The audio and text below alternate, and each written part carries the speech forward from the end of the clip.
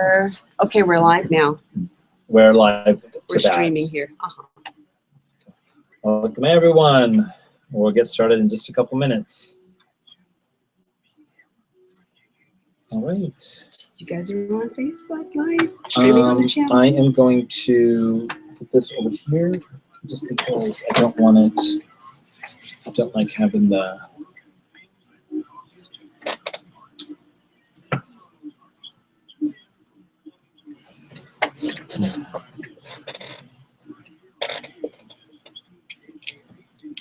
One minute.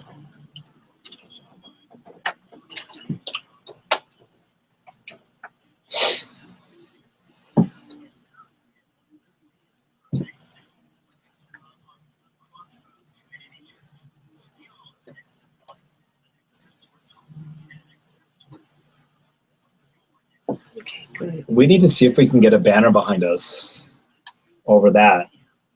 Definitely, yeah. That'd be cool. Yeah, good idea. Good idea for our own branding. Easy to get done in this town.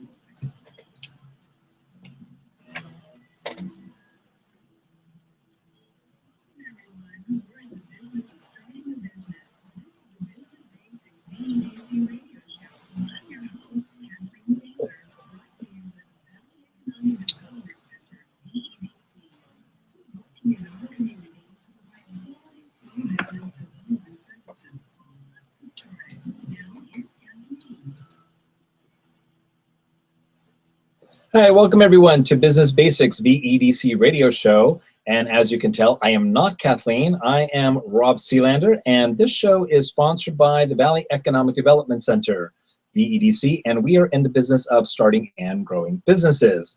Thank you for tuning in locally here at KKVV 101.5 FM and 1060 AM. And we want to wave and say hello to everybody who is viewing the show online, streaming on YouTube, Facebook Live, and the KKVV website. If you have any questions or comments, please give us a call. If you're in the state of Nevada, that number is 702-650-5588. And if you are calling from out of state, you can call in your questions at 1-800-366-8883. And if you happen to be watching on our YouTube, you can look at that on the Nevada WBC channel. Type in your questions there. We'll try to get to them on the air, and if we can't, we will get to back to them online, so they will not go unanswered. So this evening, I would like to introduce our guest, Brian Williams from 5-Star Economy. Hi, Rob. Hi, Brian. Welcome. Thank you. Could you take a few seconds and explain what 5-Star Economy is, what you do? Sure, I'd be happy to. We help small businesses and medium-sized businesses with their reputation. And today, online reputation is so paramount to the success of a business because pretty much all consumers look up a business online before choosing to do business with a company. So we help them get their satisfied customers to leave positive online reviews on places like Yelp and Google and Facebook and others. Oh, okay. And then we also take those reviews and we advertise that all over social media, YouTube, and other places so that they get a lot of good exposure for the best of their business online. Okay. So review, I mean, you know, we see reviews for everything, good reviews, bad reviews. Are they really that important? Well, according to Bright Local, which is a third-party research company, they do a research report every year. Last year, their report surveyed about 3,000, a wide breadth of customers, and they determined that over 92% of all consumers across the country read online reviews before choosing to do business with pretty much any type of business. It used to be limited to restaurants and hotels and things like in the tourist industry. Right. Today it crosses the gamut. It's attorneys, it's medical professionals, it's accounting firms, it's HVAC repair companies. And so it's really necessary for businesses to be mindful of what people are saying about them online. Okay, so what are some ways that businesses can actually manage that? I mean, if you've got things coming in from other people, how do you get them to actually leave a review in the first place? And then how do you just sort of manage that whole process? So you ask a really good question, Rob, because one of the most frustrating things is when you ask a customer, you believe is satisfied, who maybe even tells you they're satisfied, hey, will you do me a favor and leave me an online review on Yelp? And they say, sure, I'll leave you an online review, and then they don't. Right, and then you're in this uncomfortable position as the business owner, right? Well, and I'm guilty of that. I tell people all the time, oh yeah, I'll write your review, and then I mean to, and then 5 or 6 days later, it's like, oh, I never wrote that review, and I actually never get to it. Exactly, and the business owner is in an uncomfortable position because what do? Nag you? Hey, Rob, come on, man, you said you'd do this for me. You haven't, what's going on? And then maybe you are going to go back and do business with that, and you're like, oh man, I never left that review, and now you're in this uncomfortable. That's happened. Actually. Oh yeah, sure, it happened to all of us. So. We're busy. So it really comes down to having a process that is consistent and repeatable that a business can use to remind their customers to say, hey, your feedback is important to us. We read what you say about us. We talk about what you say in our staff meetings. We incorporate what you say into our business. And so the more feedback we get from you, the better we can serve you. And the best approach is to have sort of an ongoing, consistent message going out, whether it's emails, whether it's text messages, whether it's messages on your website, in your print advertising even, hey, review us online, tell us what you think about us, and having that just become a part of your business, knowing that, like I just said, that over 90% of your customers are reading about you online. Right. It's not just a few anymore. So make it a part of your standard operating procedure. Okay, I want to talk a little bit about, or maybe a lot, about negative reviews. Okay. But the first point I want to hit on that is there's some legitimate negative reviews. And then there just seem to be people online that just want to be rude and insulting. So how, as a business owner or even a consumer, how can we differentiate between this is a legitimate complaint or a legitimate concern, and this is just somebody who has nothing better to do than, spread whatever they're spreading all over the internet? Yeah, it's interesting. People seem to open up a lot when they're not in face-to-face with us, right? So they think that they post something online, it's like, oh, I can just go on and on and on and on and on. There's no consequences, right? So so you ask a couple of great questions. The first is, what do you do when you get a negative review online? Legitimate or not legitimate, really? Because you can't prevent a not legitimate negative review from appearing when anybody can review anybody they want, whether they've done business with you or they haven't done business with you. Right. We've seen things where competitors are leaving negative reviews. I'll tell you a quick story. A friend of mine owns a wing restaurant here in town. His competitor walks in, orders wings, walks out, leaves a negative review on Yelp right away. Now they had it on camera, so they actually submitted that feedback to Yelp, and Yelp was convinced enough that this was just a baloney review, and they actually removed it. Okay. But I mean, that's going to great lengths. How do you videotape everybody leaving negative reviews? Right. That's unique. So the customer has to sort of make some sense of this, right? You have to read more than just one review. And if you see a business that has dozens of positive reviews and 1 or 2 negative reviews, you're pretty well assured that you're going to be doing business with a reputable company, right? Okay. On the other hand, if you as the business owner knows it's just totally bogus, like in this case, you can either try to get the review removed, which is oftentimes impossible unless you have video footage, like my friend, or just comment on, say something about your business in response to that review. Every review site, Yelp, Google, Facebook, and even the niche sites like attorney sites and things like that, they allow you to respond. Okay. My advice is this: when you respond, don't think about responding to the person who left the review. You're never going to hear from that person again.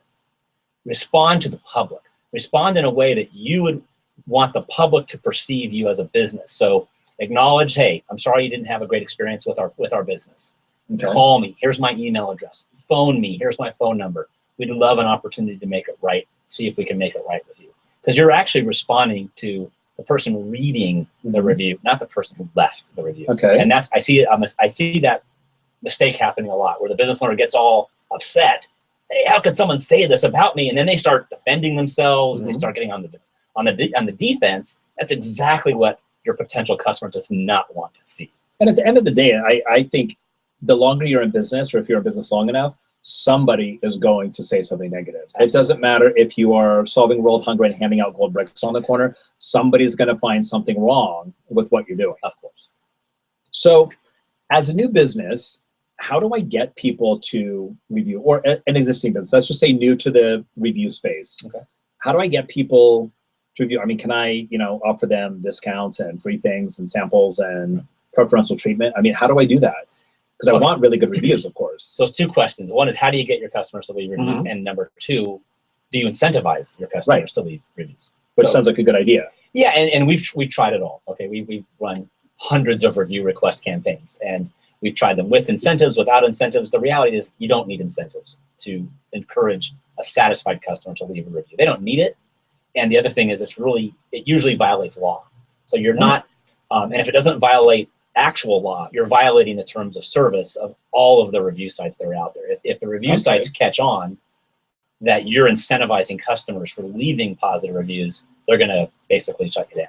And shut you down in terms of delisting you from the review site or not accepting any of your positive reviews. So you don't want that. You basically want to humbly ask. I mean, it's like, here's what you tap into. Human nature is to help each other. If I go to you, if I said to you, Rob, do you have a minute? I really could use your help. What's your inclination? I'll probably help you. Probably at least listen, right? I mean, now if I start asking you for money or something like that, you might say, hey, wait a minute, fine. Exactly. But if I just say, look, Rob, can you just hear me? I just need your help. You're probably going to at least listen to me. So if you take that approach in asking for a review, whether it's through email or whether it's just face-to-face, you're going to have a good amount of success, because you're just saying, look, this would mean a lot to me. If you would share with me or share with the world what your experience was like, it would mean so much to me. It really makes a world of difference. You're appealing to that human nature of just us wanting to help each other, because most people do. I mean, that's right. If there's no catch. If I say to you, hey, if you leave me a review, I'll give you $10 off. Now that starts sounding like I'm selling you on something. Okay. So it doesn't really work that well when you're asking for reviews. So I would shy away from doing that. So what's the difference? Because I know on Yelp, for example, you can also, I've been to businesses where it says, if you check in here, we'll give you 10% off of your meal. Okay. So what's the difference between saying incentivizing a review? Because in my opinion, if I check into a place, I'm endorsing it to my friends and my family and everybody who, sees and ends up coming across that. What is the difference, or is there a difference? Well, you've touched on one of the many gray areas of online reputation and online reviews, because Yelp wants you to check in. So Yelp encourages a business for incentivizing their customers for checking in. Okay. But they disallow and definitely don't encourage you to leave to incentivize your customers for leaving the review. So it's a gray area, and it is a little bit confusing. And it's like, am I endorsing this business by checking in, right? And I would say that the public probably isn't looking at it that way anymore. Okay. Because a lot of people just check in. I mean, you see it all the time on Facebook. You see it all the time on Yelp. People checking in, whether you leave a review or not. The advantage for the business, by the way, if you check in, is now Yelp will actually go out and ask that customer to leave a review. How was your experience at this particular establishment? So they kind of start taking over. Now, the risk for the business is if everybody checks in, you're getting people that are checking in that are hopefully satisfied. Right. You're also getting people that are checking in that may not be satisfied. So you're going to hear about both of them online. Okay. So do you have any examples of people that have taken, let's go back to the negative, because I think that's where a lot of people struggle. I mean, what do you do with that, right? Because I've seen everything from the business coming back basically saying, hey, look, if you don't see the value we're bringing, you're just jerks and we don't want your business anyway, all the way up to people really turning that around. There was actually a case of a grilled cheese shop in Portland, Oregon. I don't know if you ever heard about that, where two of their clients had written a very, I'm not going to repeat it on the air, but a very degrading and demeaning message against women. So the restaurant responded by saying, yes, we do have the best grilled cheeses, and we are going to donate all the proceeds from the sales of grilled cheeses to this women's shelter or women's crisis center or something like that. And I thought that was an amazing way to take what I would have said, hey, don't ever come back to my store, and, and really turn it around into something positive. But what's something that that's kind of, I think, an amazing thing to come up with, but what are some really good practices for when you do get the negative review or you do get all of that to really, turn it around and have that become something that really adds value? Yeah, so the best practice is, it's the old cliche of turning lemons into lemonade, right? Mhm. So if you get a lemon, in this case a bad review, that is a perfect opportunity to pick up the phone and contact that, especially if you know who it is. Okay. Right. So, and oftentimes you do, and sometimes you don't. But if you know who it is, and you can identify, oh yeah, we remember cleaning that person's carpet or fixing that person's sink or whatever it is, pick up the phone, call the customer, Okay. as the business owner, and take that opportunity to make it right if you can. Now, you can't make it right with everyone. Some people are unreasonable, we'll say. Okay.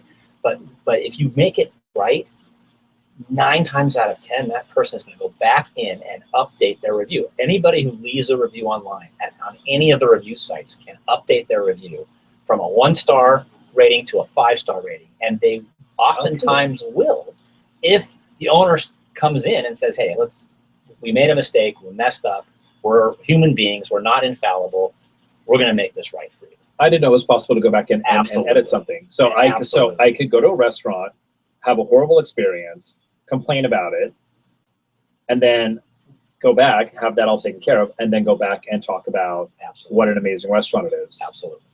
Okay. Yeah, so that is one, so that's a real good tool, like you're saying, for the business owner to utilize right now. The best thing is to not have the negative review get posted online in the first place. Right. So one of the ways that our clients do that is they capture the feedback on a private website first. Okay. And that gives them an opportunity to address a problem that they may not even have known about, actually, before it becomes a publicly displayed problem. And they can also invite those that leave feedback that they like to post online. So they have kind of a buffer between getting the feedback and inviting those customers to post online. They're not using an incentive to do it. They're using relationship to do it. Okay.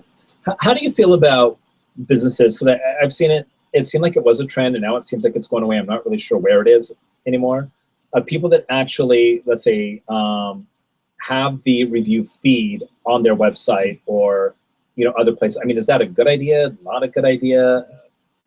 What's your experience? I think it's a fantastic idea. I think one of the best ways to promote your goodwill is to have a feed of your latest Yelp, your latest Google, your latest Facebook, your latest ZocDoc, whatever it is that whatever matters in your industry, reviews on your website, on every page if you can.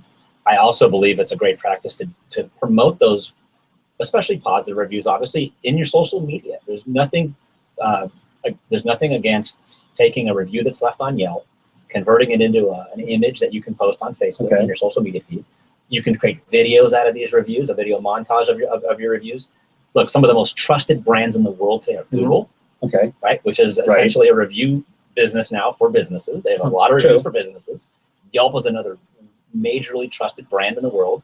So even though the review is left by a consumer, or presumably, but it's on Yelp. And so it carries that Yelp authority, that Yelp brand identity with it, so people trust it. So I think it's a fantastic idea to do what you're saying. So you brought up a key point, because you said to consumers.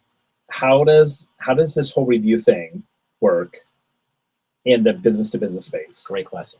A lot of businesses that deal primarily with other businesses either are unaware or just not even looking at this on their radar as a potential way to market their company. I've never thought of going online to see another business's review. What I do is I will check with people that I know that have done business with that business. Right. So I'm still getting kind of some of that feedback, but I'm not going to actually, let's say, an unbiased or, let's just say a collection of reviews from just random people. Yeah. So I will say, with full transparency, before I was fully immersed in this review and ratings business, I wouldn't have been able to tell you that it's going to affect positively a B2B type situation. Today, I without a doubt can tell you that it does affect B2B situations. So we have many professional service oriented type customers, CPA firms and things like that. And they have seen significant increases in inbound calls to their practices from people reading their Yelp reviews, from people reading their Facebook reviews, from people reading their Google reviews once they have them. And so we've seen this affecting not just your traditional restaurants, your B2C type organizations. We've seen it have great impact. In fact, sometimes even more impact because not a lot of businesses in that B2B space or even their eye is not on this ball yet. And so if I may, I will predict that there will come a time where it is maybe become the most important part of their marketing. Okay, so you obviously have reviews on your company. Of course. But how do you, what are, because I think a lot of people, set up these things and there's all the good intentions of, oh, I'm going to stay on top of this, I'm going to comment to everybody, I'm going to follow up on this. And we do for about an hour and a half. And then obviously work comes in, life comes in, things happen, and we don't. So like, what would you say are some of the things that you do on a daily basis that help you stay on top of your reviews, help you pull some of that feedback into your business? Just because it can be overwhelming, and you've got other things to do than just be sitting on Yelp all day waiting for a review to come through. Right. So how can somebody manage that? So look, there's a few ways to manage it, right? One is like you said, is manually do it, right? And I've met business owners. In fact, in our travels and developing our solution, I met many business owners who spend an hour and a half every single day hand calling their customers, asking how they did, asking for that review. And I will say that 99% of business owners won't do that on a consistent basis. So they'll have a few good reviews, and then it'll fall off, just like you're saying. So what you need is you need a system. You need a process and a system that's repeatable, that's going to continually generate a positive, steady flow of reviews online. And that's what we've developed. That's why we exist as a business. So we've created that solution for business owners that understand or want to experience the value of having great reviews online, but aren't going to invest an hour or two every day of their time calling all their customers or having a staff member calling all their customers to walk into the process. So it's a system. Some of it's automated and some of it's handled by my staff. Okay. And what would you say is the number one or top two mistakes that businesses make when it comes to the whole idea of reviews and reputation management? The number one is we've already touched on, which is improperly responding to negative reviews and getting on the defensive and starting to try to explain yourself. Again, if you're listening to this, write this down. Here's your response. We're sorry we didn't deliver a 5-star experience for you. Please contact me at, please call me at. We'd love to make it right. Okay. That's a good response to almost any negative review. And I would say the second mistake is underestimating the value and the power that a review can have to not only with this single review, but add that to all your marketing. Put it on if you're doing print advertising, if you're doing radio advertising, if you're doing billboard advertising, for goodness sakes, highlight the fact that you've got 5-star reviews on Google, 5-star reviews on Yelp. The most intelligent businesses today are already picking up on this, and you're going to start seeing that more and more. So because they put it online, I don't need to get anybody's permission to put it in a brochure or on something else. That's right. Okay. So use them everywhere. Okay, so we've got just a few minutes. Any last things you want to add? I hear you have a book coming out. I do. Thanks for bringing that up. Yes, we have a book coming out, and it's available. You can pre-order it for free, and we will send you a copy of it. It'll be ready on February 28th.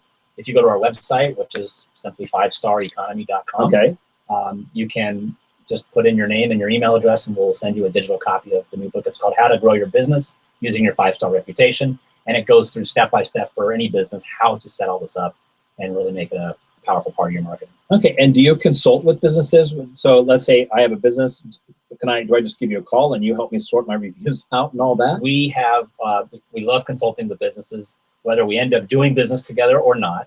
Okay.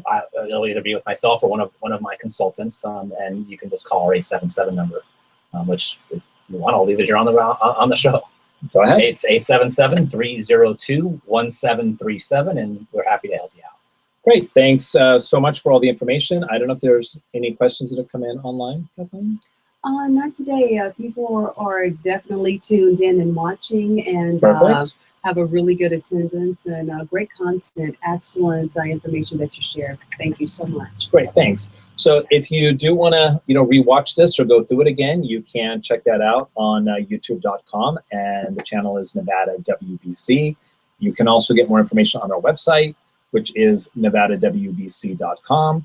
And if you are looking for funding or other help with your business, you can also check out VEDC, that's Valley Economic Development Center.org. You can get a lot of information there and also start the process towards business funding, which is one of the topics that we cover quite often. And I believe we're covering next week as well.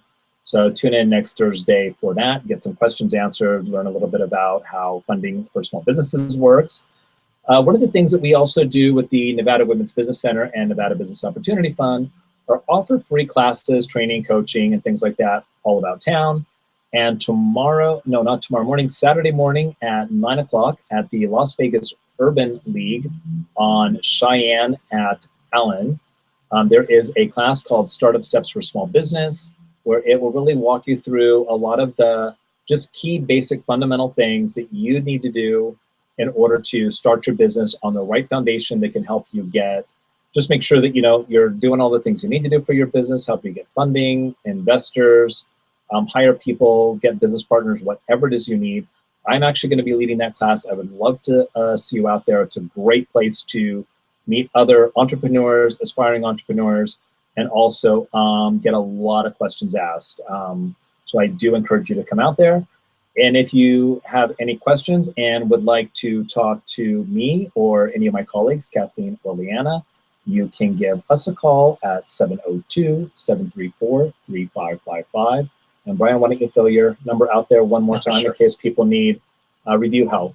So our phone number is 877-302-1737. Okay, thank you very much. And in the last minute here, so the show next week, Kathleen? Yes, our very own Rob Sealander will host the Business Basics radio show again. And we're going to discuss funding for entrepreneurs. So please stay tuned. That'll be really great because there's a lot of things, a lot of common mistakes that people make when going for business funding for the first time. And there's a lot that we can do to really help you navigate that and turn your application into a better chance for getting approved and getting the funding and getting your business up and running.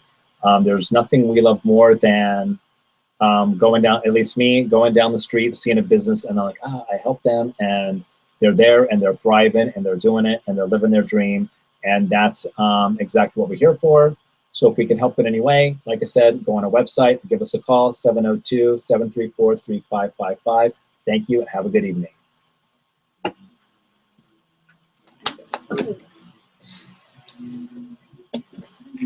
Very good, guys.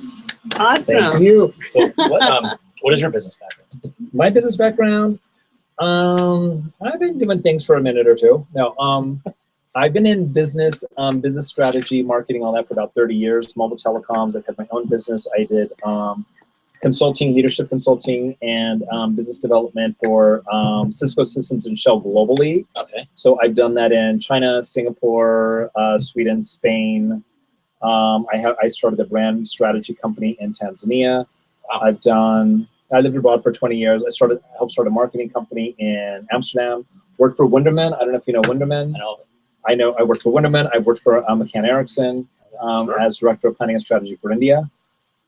I handled the Microsoft account for the Benelux for a couple of years for Winderman. I've kind of just seen it all. I've done a little bit of this, a little bit of that. I'm very, I squirrel